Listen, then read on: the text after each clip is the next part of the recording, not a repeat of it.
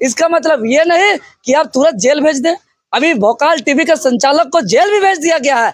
तो ये कहीं ना कहीं आज जो लोकतंत्र का चौथा स्तंभ है उस पर भी सवाल खड़ा किया जा रहा है। कानून उत्तराखंड के तर्ज पर बनाया जाए और हम लोग का दबाव पे एक विधेयक बना है, प्रायोगिक परीक्षा विधेयक 2023, जो भर्ती में अनुचित संसाधनों का जो है कि उसमें उसका समाधान और उसका निराकरण को लेकर के यह उद्देश्य है। लेकिन इसके उद्देश्य के आड़ में उसके अंदर ही अंदर एक ऐसा काला कानून को अंदर किया गया है कि अगर वो विधेयक पास होता है, महामहिम राज्यपाल का मुहर लगता है और कानून बनता है, तो आने वाले दिनों पे हम दावा कर सकते हैं कि कोई भी छात्र जो है कि ना प्रश्न पत्र पर, ना ही उत्तर पत्र पर, ना ही किसी भी प्रकार का कोई चैलेंज कर पाएगा। क्योंकि जो चैलेंज करेगा वो एक बार उस पर जो आरोप दाखिल होगा तो 10 साल परीक्षा में बैठ नहीं पाएगा।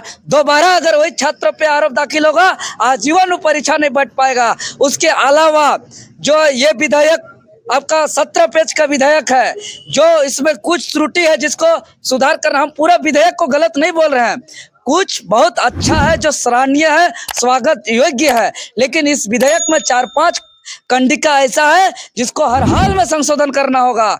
एक जो है कि पेज नंबर 2, जो कंडिका 2 का 2, जिसमें प्रावधान है कि परीक्षा केंद्र के अंदर जो भी पर्यवेक्षी कर्मचारी केंद्र के बाहर या अंदर जो परीक्षा के ड्यूटी में है उसको या उसके रिश्तेदार को या उसके मित्र को अगर आप किसी भी प्रकार का उसको धमका रहे हैं, डरा रहे हैं, कुछ बोल रहे हैं, चाहे लिखित रूप से, चाहे मौखिक रूप से, चाहे इशारे में, चाहे सांकेतिक रूप में, किसी भी प्रकार से उसको अगर टॉर्चर कर रहे हैं या उसको रियायत मांग रहे हैं या उसको सहायता मांग रहे हैं तो उस पर मुकदमा दर्ज होगा। चाहे कोई भी हो, कोई परीक्षार्थी हो, कोई संगठन हो, और अगर उसको अगर मीडिया प्रसारित करेगा तो उस मीडिया पर भी कानून, उस पर भी प्राथमिकी दर्ज होगा।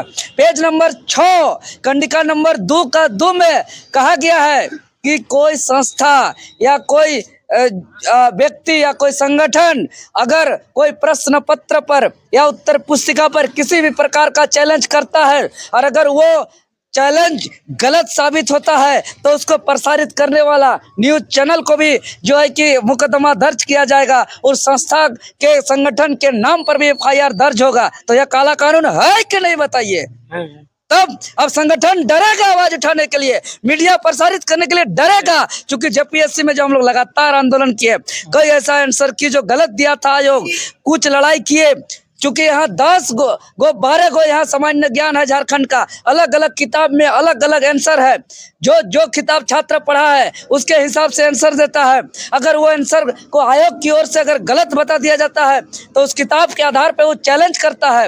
अब कोर्ट का मामला है कि किसको सही मानेगा, किसको गलत मानेगा। अगर सिद्ध करने वाला कोई और व्यक्ति है और अगर सही चीज को गलत सिद्ध कर दिया जाएगा तो बताइए अन्याय हो जाएगा। जैसे बिरसा मुंडा का बारे जो है कि उसका सहयोगी को कहाँ गोली मार दिया गया था, वो एक क्वेश्चन विवादित था। इसके अलावा बीपीएससी में अभी कुछ दिन पहले था कि वीर कुंवर सिंह अपना आंदोलन का शुरुआत कहाँ से किया था, सच्चाई में आरा से किया था, लेकिन जो है कि वो आयोग और कोर्ट ने भी उसको पटना माना। ये दलील दिया कि उन्होंने मन में सोचा था पटना, आरा में फिजिकली किया था। तो कुछ भी दलील देकर सही को गलत और गलत को सही कर सकता है इस तरीके से।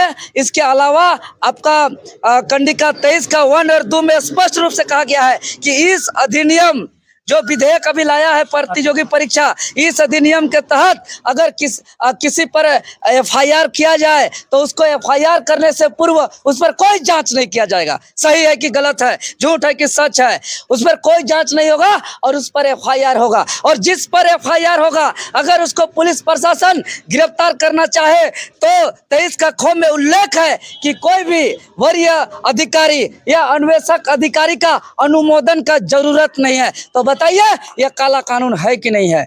यह काला कानून पुलिस का तानाशाही को बढ़ाएगा, दलालों भ्रष्टाचारियों को भी बढ़ाएगा।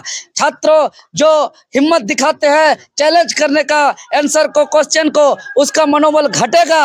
और जो प्रेस मीडिया संगठन जो आंदोलन करते हैं वो भी कहीं ना कहीं डरेंगे। इसलिए तमाम बिंदु को संशोधन करते हुए इसको जो है कि कानून के रूप में इसको विधेयक को पारित करना होगा। हाँ, हम मानते हैं कई बिंदु पे बहुत अच्छा है और ये मुहर लगना चाहिए, ये स्वागत योग्य है, लेकिन तमाम बिंदुओं पर जो है संशोधन करते हुए।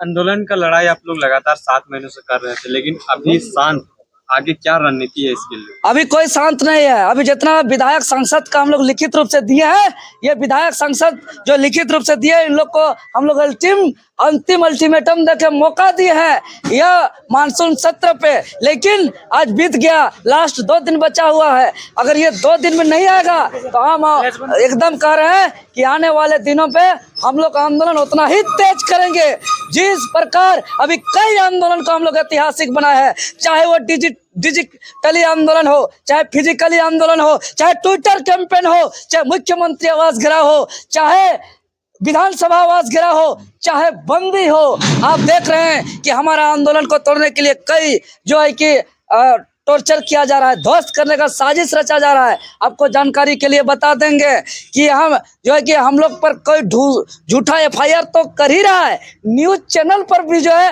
लगातार साजिश रचा जा रहा है। आप देख रहे हैं कि विधानसभा घेराव के दौरान एक महिला पत्रकार रिपोर्टर को एक पुरुष पुलिस प्रशासन के द्वारा धक्का मार दिया गया। बंदी के दौरान सिल्ली में एक मीडिया बंदूक का माइक को तोड़ा गया और अभी वर्तमान में एक मीडिया बंदूक जो एक व्यक्ति का हम गलत शब्दों का हम समर्थन नहीं करते हैं, संवैधानिक शब्द का बिल्कुल प्रयोग करना चाहिए, लेकिन युवाओं का आक्रोश है, आक्रोश जायज है, उसके बावजूद अगर कोई करता है तो उस पर कंट्रोल जरूर होना चाहिए। इसका मतलब ये नहीं कि आप तुरंत जेल भेज दें। अभी भोकाल टीवी के संचालक को जेल भी भेज दिया गया है, तो ये कहीं ना कहीं आज जो लोकतंत्र का चौथा स्तंभ है उस पर भी सवाल खड़ा किया जा रहा है, उस पर भी लगाम लगाया जा रहा है, उसका आवाज को दबाने का एक प्रयास किया जा रहा है। इसीलिए हम लोग का जो आंदोलन जो यह चल रहा है आगे चलेगा जब तक हम सफल नहीं होंगे। और अगर हमारा आंदोलन सफल नहीं होगा तो 2024 में तमाम, चाहे भाजपा हो, कांग्रेस हो, JMM हो, HSU हो, सबको सफाया करके हमारा झारखंडी भाषा खतियान संघर्ष समिति सरकार पर आएगा। और इतना जो दमनकारी नीति है, एक एक को जो है कि नियम कानून बना करके मीडिया को बोलने की आजादी, संगठन को आंदोलन करने की आजादी, परीक्षार्थी को सवाल खड़ा करने की आजादी, एक एक नियम कानून हम लोग झारखंड में झारखंडियों के लिए प्रावधान करेंगे।